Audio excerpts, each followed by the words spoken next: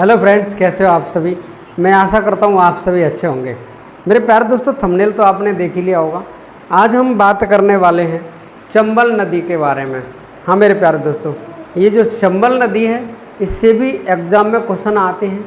चंबल नदी की सहायक नदियों को लेकर, चंबल नदी के बहाव को लेकर, चंबल नदी के उद्गम को लेकर, चंबल नदी की लंबाई, बहुत सारी चीज़ें चंबल नदी से संबंधित पेपर में आती हैं। और मेरे प्यारे दोस्तों, हम चंबल नदी पढ़ने के साथ साथ हम बात करने वाले हैं बीहड़ के राजा और बीहड़ की रानी की। तो मेरे प्यारे दोस्तों, अगर हम बात करें यहाँ पर जिस नदी के हम बारे में जिक्र करने वाले हैं वो है चंबल नदी। चंबल नदी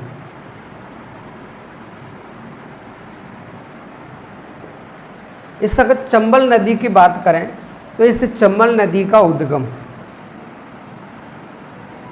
यहाँ पर एक पहाड़ी है और इस पहाड़ी का नाम है जाना पाव।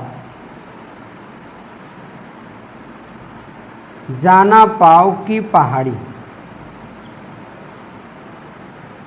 या हिल्स, यानी जाना पाव हिल्स, जाना पाव पहाड़ी। और ये जाना पाव की पहाड़ी है महू में। कहाँ पर है? महू। और महू मेरे प्यारे दोस्तों ये पड़ता है इंदौर में। कहाँ पड़ता है? इंदौर। और इंदौर कहाँ पर है? मध्य प्रदेश में।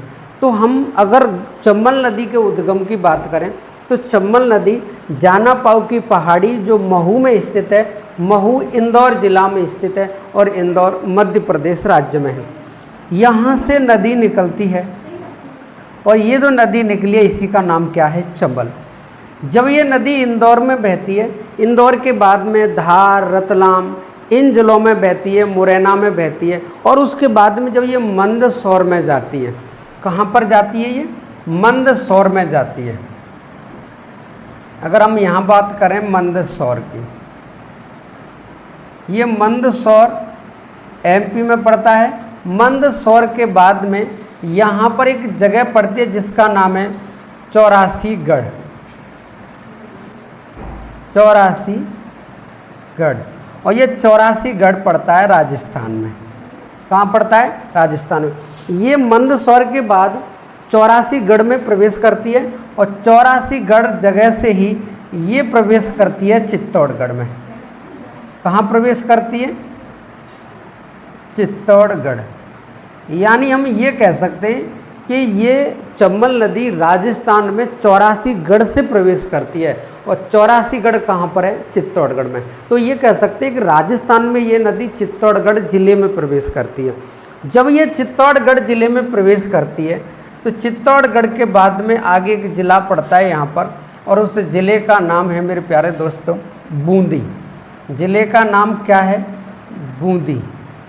और बूंदी से आगे जब ये जाती है तो यहाँ पड़ता है कोटा। कोटा। कोटा से जब ये आगे जाती है तो यहाँ एक ज़िला पड़ता है जिसका नाम है सवाई माधोपुर। सवाई माधोपुर। सवाई माधोपुर के बाद में जब ये नदी इधर बहती है तो ये पहुँचती है करौली। करौली में। और करौली के बाद में जब ये नदी आगे बहती है इधर तो यहाँ पड़ता है ज़िला जिसका नाम है धौलपुर।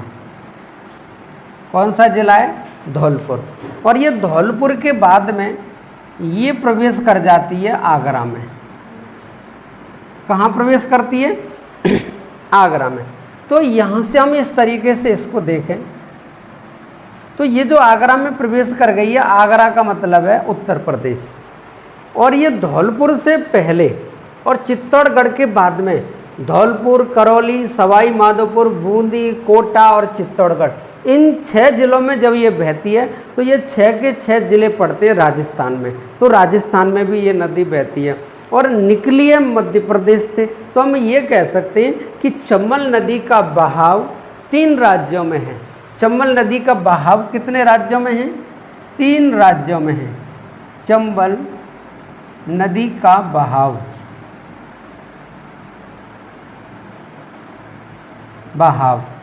कितने राज्यों में है? 3 राज्यों में है। एक मध्य प्रदेश, नंबर 2 पर राजस्थान, और नंबर 3 पर है उत्तर प्रदेश। नंबर 3 पर कौन सा है? उत्तर प्रदेश। तो 3 राज्यों में बहती है। आगरा के बाद में ये नदी जब आगे बहती है तो आगरा के बाद पहुंचती है ये इटावा। कहाँ पहुंचती है? इटावा। तो ये चंबल नदी यूपी में 2 जिलों में बहती है, एक तो है आगरा और एक है इटावा। और इटावा में इधर से एक नदी आ रही होती है और इस नदी का नाम है यमुना। ये कौन सी नदी है? ये यमुना नदी है। तो ये यमुना नदी में जाकर के मिल जाती है, और जिस ज़िले में जाकर के यमुना नदी से मिलती है उस ज़िले का नाम है इटावा। इटावा में एक जगह जिसका नाम है, जहाँ पर ये मिलती है, जगह का नाम है भरेह। जगह का नाम क्या है? भरेह। और भरेह पड़ती है मुरादगंज में। भरेह कहाँ पड़ती है? मुरादगंज में। और मुरादगंज कहाँ पर है? इटावा। तो ये कह सकते हैं कि चंबल नदी इटावा ज़िले में जो मुरादगंज नामक जगह है, मुरादगंज में भी जो भरेह जगह है वहाँ पर ये यमुना से जाके मिल जाती है। तो हम सीधी सी भाषा में ये कह सकते हैं कि चंबल नदी यमुना की सहायक नदी है। चंबल नदी किसकी सहायक है? यमुना की सहायक नदी है। तो मेरे प्यारे दोस्तों, ये निकली कहाँ से है? मध्य प्रदेश में जानापाव की पहाड़ी से। अब आप याद ऐसे रखोगे कि जानापाव की पहाड़ी याद कैसे रखें? तो चंबल में पाए जाते हैं घड़ियाल। घड़ियाल बोले तो मेरे प्यारे दोस्तों मगरमच्छ। जब मगरमच्छ चंबल नदी में पाए जाएंगे तो हर कोई बोलेगा कि तू चंबल नदी पे कबहू न जाना पाओ, यानी तू कबहू जाना पाओ। तो कबहू जाना पाओ चंबल नदी पे काय की वजह से? मगरमच्छन की वजह से। तो चंबल नदी कहाँ से निकल रही है? जानापाव की पहाड़ी से। तो जानापाव की पहाड़ी कहाँ पर है? मध्य प्रदेश में। मध्य प्रदेश का जिला इंदौर। इंदौर में एक जगह पड़ती है महू, यहाँ पर ये पहाड़ी है। जब ये नदी राजस्थान में प्रवेश करती है तो राजस्थान में एक जगह चौरासीगढ़। चौरासीगढ़ चित्तौड़गढ़ में पड़ती है। चौरासीगढ़ से होकर के चित्तौड़गढ़ से होती हुई बूंदी, कोटा और आगे चल कर के सवाई माधोपुर, करौली, धौलपुर, इन 6 जिलों में बहती है। आपसे कभी भी पूछे कि ये जो चंबल नदी है राजस्थान के कितने जिलों में बहती है, राजस्थान के कितने जिलों में बहती है, तो राजस्थान के 6 जिलों में ये बहती है। एक है आपका चित्तौड़गढ़, चित्तौड़गढ़। दूसरा है आपका बूंदी। तीसरा है कोटा। चौथा है सवाई माधोपुर, पांचवा है करौली, और जो छठवां जिला है उसका नाम है धौलपुर। छठवां जिला कौन सा है? धौलपुर। तो कितने जिलों में बहती है? 6 जिलों में बहती है राजस्थान में। अब मेरे प्यारे दोस्तों, चंबल नदी पर कुछ डैम बने हुए हैं, बांध बने हुए हैं। अगर हम बांध की बात करें तो चंबल नदी पे एक बांध बना हुआ है। ये चंबल नदी पे एक बांध बना हुआ है ये, और इसका नाम है गांधी सागर बांध। कौन सा बांध है? गांधी सागर बांध है, और ये पड़ता है मध्य प्रदेश में। तो आपसे कभी भी पूछे कि गांधी सागर बांध किस नदी पर है? आंसर चंबल नदी पे। गांधी सागर बांध किस राज्य में है? आंसर मध्य प्रदेश में। मेरे प्यारे दोस्तों, जब ये चित्तौड़गढ़ में प्रवेश करती है तो चित्तौड़गढ़ में यहाँ पर एक डैम बना हुआ है जिसका नाम है राणा सागर बांध। कौन सा बांध है? राणा सागर बांध। और ये राणा सागर बांध कहाँ पर है? राजस्थान में। राजस्थान में। जब चित्तौड़गढ़ में है ये, अगर जिला पूछे तो चित्तौड़गढ़ में, वैसे राज्य पूछे राजस्थान है। वहीं हम आगे बात करें, यहाँ पर एक डैम बना हुआ है, इस डैम का नाम है जवाहर सागर बांध। जवाहर सागर बांध। कौन सा बांध है? जवाहर सागर बांध। और ये जवाहर सागर बांध भी कहाँ पर है? ये जवाहर सागर बांध भी कहाँ पर है? राजस्थान में। लेकिन राजस्थान में ये कोटा में पड़ता है। पड़ता तो बूंदी में भी, सीमा बूंदी से लगी हुई है, लेकिन ज़्यादातर विस्तार इसका कोटा में है, इसलिए कोटा में गिना जाता है। यहीं पर इस नदी पर एक और डैम बना हुआ है, इसका नाम है कोटा बैराज। कोटा बैराज। और ये कोटा बैराज भी कहाँ पर है? राजस्थान में।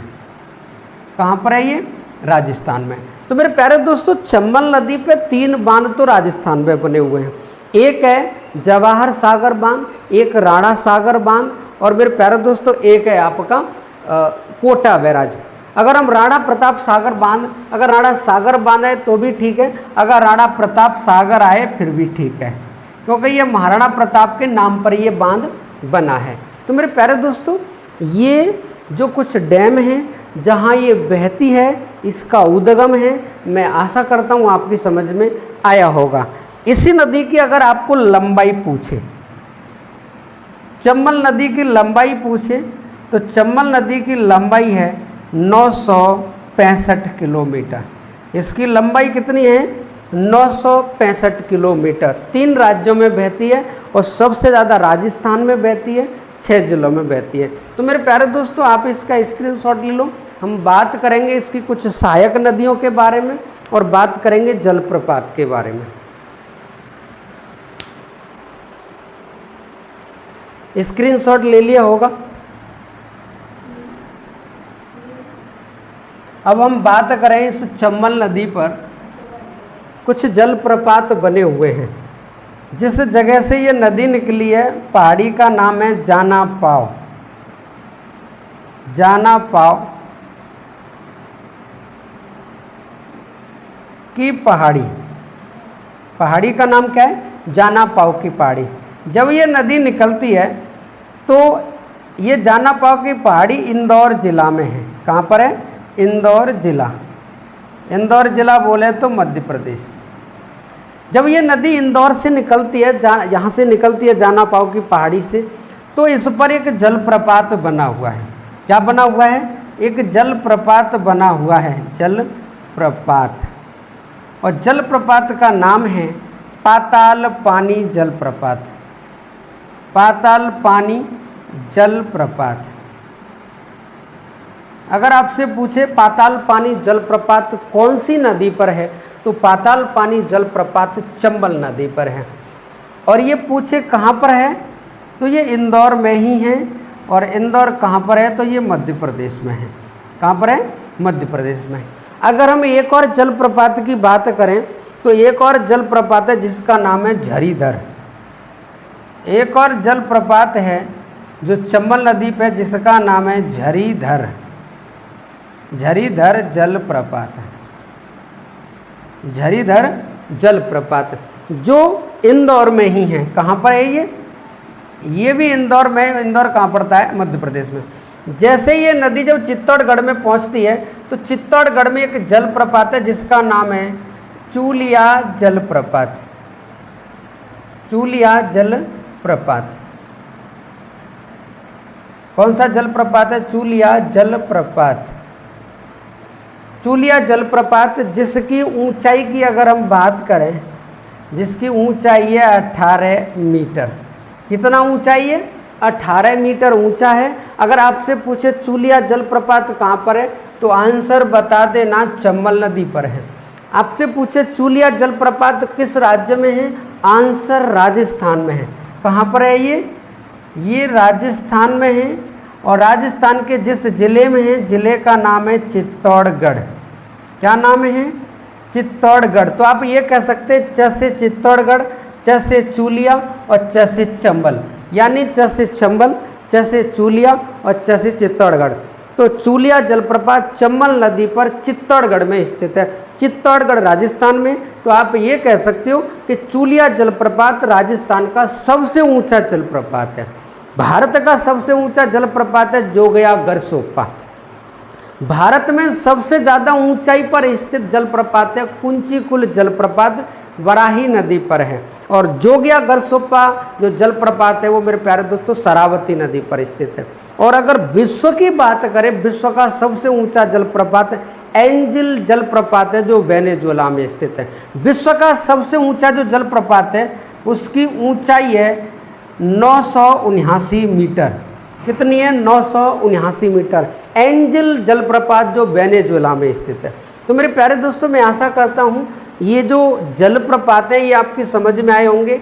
चूलिया जलप्रपात एक तो चंबल नदी पे, एक झरीधर जलप्रपात है जो मध्य प्रदेश में है, और एक पाताल पानी जलप्रपात है जो मध्य प्रदेश में है, इंदौर में है, और ये चंबल नदी पर स्थित है। मेरे प्यारे दोस्तों, कुछ नगरों की बात करें जो नगर इसके तट पर स्थित हैं। चंबल नदी पे कुछ नगर जो पेपर में पूछे जा सकते हैं। तो चंबल नदी पर जो कुछ नगर हैं उनके अगर हम बारे में बात करें, चंबल नदी के तट पर स्थित शहर। अगर हम चंबल नदी के तट पर स्थित शहर की हम बात करें तो एक तो है रतलाम।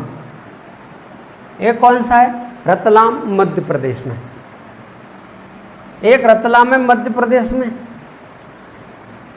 एक नाम सुना होगा मुरैना, ये भी मध्य प्रदेश में, भिंड मुरैना नाम सुना होगा। अगर हम वही बात करें, एक है धार, ये भी कहाँ पर है? मध्य प्रदेश में। और आपसे इंदौर पूछ ले, ये भी कहाँ पर है? मध्य प्रदेश में। तो रतलाम, मुरैना, धार और इंदौर, और एक और जगह जिसका नाम है महू। महू कहाँ पर है? मध्य प्रदेश में। तो मेरे प्यारे दोस्तों, ये वो शहर हैं जो चंबल नदी के तट पर हैं। रतलाम है, मुरैना है, धार है, इंदौर है और ये महू है। ये सब के सब नगर चंबल नदी के तट पर स्थित हैं। तो मेरे प्यारे दोस्तों, मैं आशा करता हूँ आपकी समझ में क्लास आ रही होगी। अगर क्लास अच्छी लग रही है तो आप अपने दोस्तों में शेयर कर दो, इसमें कंजूसी करने की कोई बात नहीं है। मेरे प्यारे दोस्तों, चंबल नदी के किनारे पर अगर हम बात करें कि चंबल नदी की सहायक नदियाँ कौन कौन सी हैं, तो चंबल नदी की अगर हम सहायक नदियों की बात करें, चंबल नदी की सहायक नदियाँ, चंबल की सहायक नदियाँ, सहायक नदियाँ। अगर हम चंबल नदी की सहायक नदियों की बात करें तो मेरे प्यारे दोस्तों, ये यहाँ पर जानना पाओ की पहाड़ी है और इस तरीके से नदी निकली है यहाँ, और इधर से एक नदी आ रही होती है यमुना, उससे जाके ये मिल जाती है। तो मध्य प्रदेश में एक नदी है, मध्य प्रदेश में एक नदी है जो चंबल की सहायक है, और इस नदी का नाम है क्षिप्रा नदी। क्या नाम है? क्षिप्रा नदी। ये क्षिप्रा नदी किसकी सहायक है? चंबल की सहायक है। ये क्षिप्रा नदी किसकी सहायक है? चंबल की सहायक है। इस क्षिप्रा नदी की खासियत ये है कि मध्य प्रदेश का प्रसिद्ध शहर जिसे उज्जैन कहा जाता है, क्या कहते हैं? उज्जैन। ये उज्जैन क्षिप्रा नदी के तट पर है। उज्जैन किस नदी के तट पर है? क्षिप्रा नदी के तट पर है। और मेरे प्यारे दोस्तों, भारत में 4 जगह पर महाकुंभ का आयोजन होता है। भारत में 4 जगह पर महाकुंभ लगाया जाता है 12 वर्ष बाद। एक जगह है हरिद्वार, एक है आपकी उज्जैन,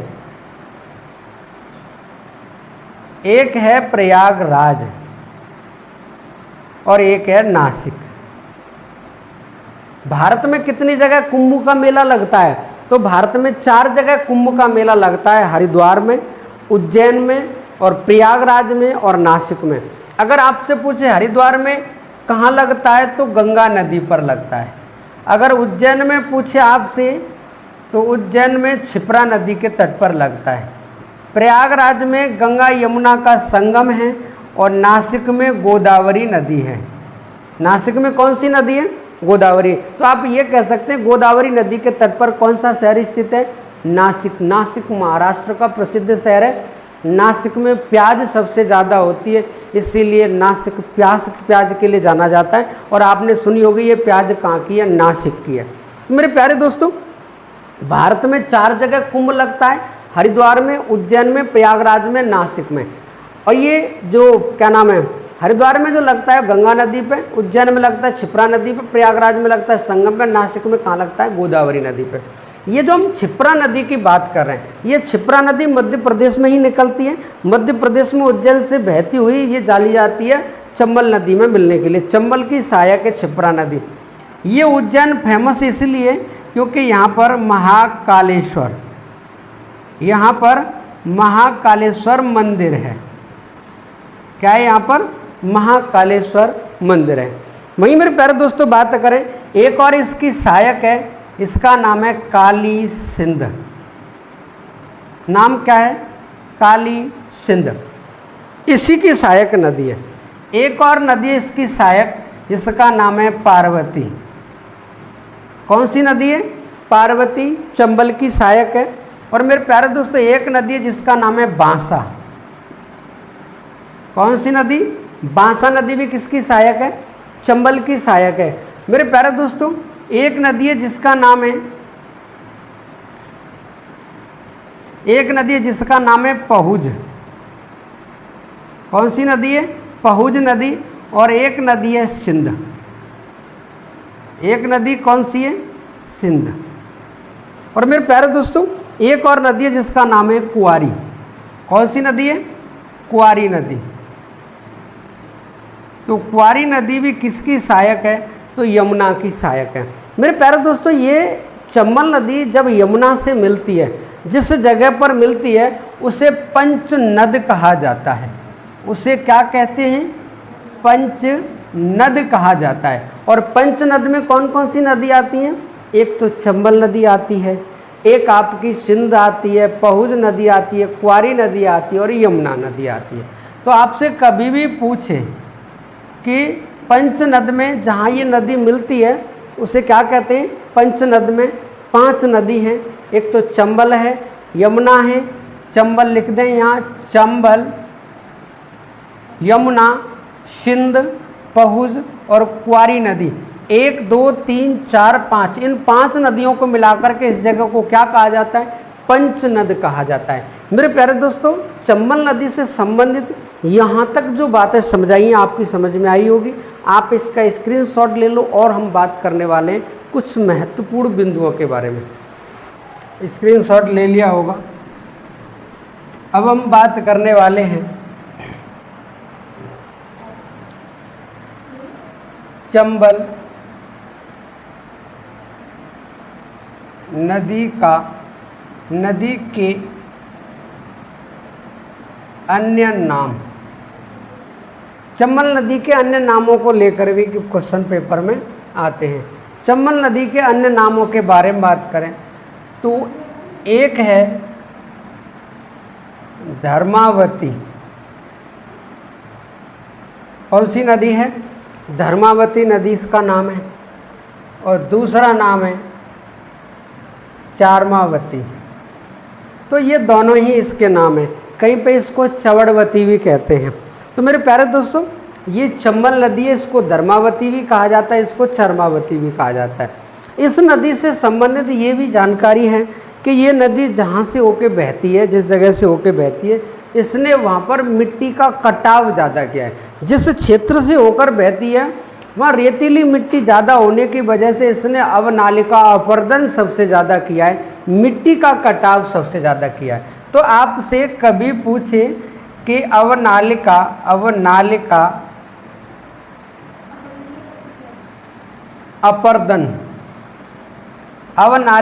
अपरदन सबसे ज़्यादा कौन सी नदी करती है?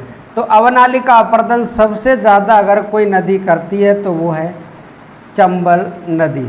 और इसी की वजह से अगर आपसे पूछे बीहड़ की रानी कहा जाता है करौली को।